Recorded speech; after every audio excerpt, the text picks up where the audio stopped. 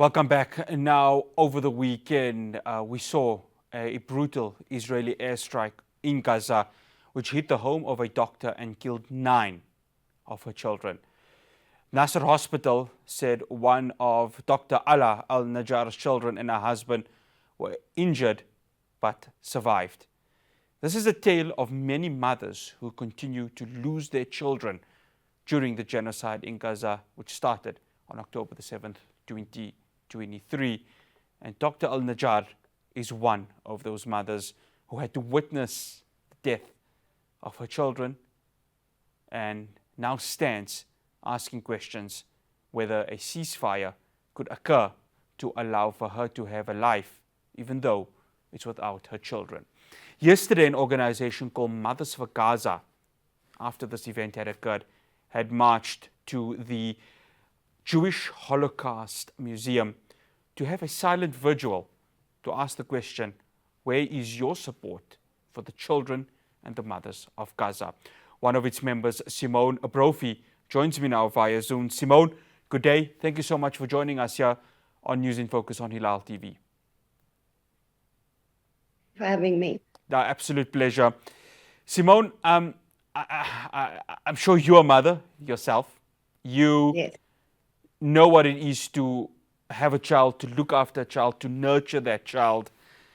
When you saw what happened to Dr. al-Najjar's children, one could only imagine, because I know my mother felt it, my sister who's a mother also felt it.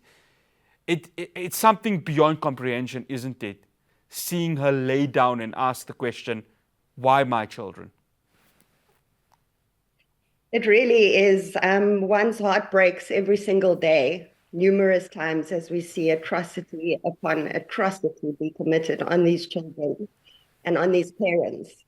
And I think it's important to note that every child is the world to their parent. So every parent that loses a child, it's not just news, it's not just a statistic. There's a real life behind that. There are real feelings behind that. There's real nurturing and love behind that. So as mothers, our hearts are breaking constantly. Simone, I want to go to the vigil, the silent vigil that you and your organization had at the Jewish Holocaust Museum.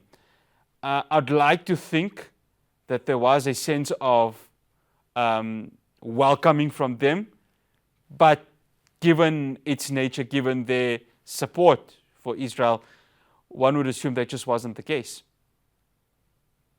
Yes, look, we're not naive going into this anymore because we understand what we're dealing with at this stage. What would be refreshing is to see something different, is to see some humanity. Unfortunately, no, we were not welcome there. We decided that we wanted to make it silent and peaceful. We don't want anyone to feel that they're threatened. And the Jewish Holocaust happened, and rightfully so. We are asked to remember, and we are asked to never forget, and we are asked to teach our children about these atrocities.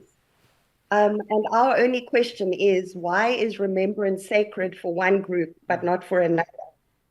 Genocide is genocide. Killing children is killing children, whether it's a Zionist child, a Palestinian child, a Chinese child, a Ukrainian child. It is not okay. Simone, I was going to ask, was there any supposed response? Was it negative? Was it positive? Did someone at least come out and say, we hear you, we'll try and communicate with you? Was that the case? I'll unpack a few of the incidents that stood out that day. The first one was a gentleman who reversed into, we were each holding a board with a letter, Stop the Genocide. Sure. And this gentleman then drove into the board of the lady right at the end. Fortunately, our members, being mothers, we are so strong in our conviction of what is happening and that it's wrong, that this woman did not move. She didn't flinch. So that was our first bit of a welcome from them. The second one was a lady came out. She swore at us, told us we must F off, and then said there are children inside there. The the sense that the irony of that was not missed because there are also children inside Gaza. The children who were having a birthday party inside the Holocaust Museum were not in any danger whatsoever. The children in tents that are being burnt alive, they are in immediate danger. So it was a little bit ironic that she would use the excuse of the children when you understand what this barbaric regime is doing to children. The third instance was another gentleman who came out extremely aggressive and angry, didn't say anything to us, but stared us down, kept shaking his head. He got into his car, and the way he was reversing and the way he looked, it seemed he really wanted to drive into one of us. We were obviously aware of the fact that in the UK, a car plowed through some Palestinian protesters. Yes, it was actually in Liverpool, yeah. And there was a similar one when Liverpool held their trophy parade yesterday. Correct, Yeah, yes. yes, So yeah. we see this now is this starting to rear its head at these things. And then also the shooting at the Holocaust Museum in America last week. So we were aware of this going in, but understanding that we're peaceful and we're asking for an end to the killing and the end to the genocide. And we're asking that at a place that tells us to remember genocide and acknowledge the suffering of human beings. So the gentleman that reversed and was extremely aggressive, he had a child in his car. His son was with him. The boy looked at about 11 years old. And as they drove past, the boy lifted his middle finger up to all of us. That was quite heartbreaking because in that moment, we saw exactly how the sins of the father fell upon his son. This boy is obviously being raised to hate. He is obviously being raised to acknowledge one genocide and cheer on another. And the fact that he could lift his middle finger up to a group of women, some old enough to be his grandmother, who were not threatening him, they were standing in silence with the sign, "Stop the Genocide." That was a bit concerning for me. So much so that I've reflected on it quite a bit after the event. And my concern is now also with the children of Zionists. Because as parents, we are entrusted to create human beings that can change the world in a positive way. And when we are raising a whole generation to hate and to believe that they are victims when they're the perpetrators, and to say you must respect one group, but it's completely okay to disrespect another, it's a very concerning psyche to be trapped in. And I'm concerned for Zionist children as well. Simone, you mentioned there was a birthday party that was happening at that Holocaust Museum. The children of Gaza, they can't have birthday parties. I'm sure you saw yesterday that little girl who survived the burning tent, and she's of course got marks. She won't know what it is to have a birthday party anytime soon, given the destruction in Gaza. And I would like to think that this organization, Mothers for Gaza, continues to raise these concerns. It's quite clear where that vigil happened, nobody wanted to listen. Nobody even recognizes that there's a genocide that is happening right now. But how important is it that this education from your organization is reflecting so that people understand and are educated about what is happening in Gaza, and whether or not it seeps into them, the message is still getting through?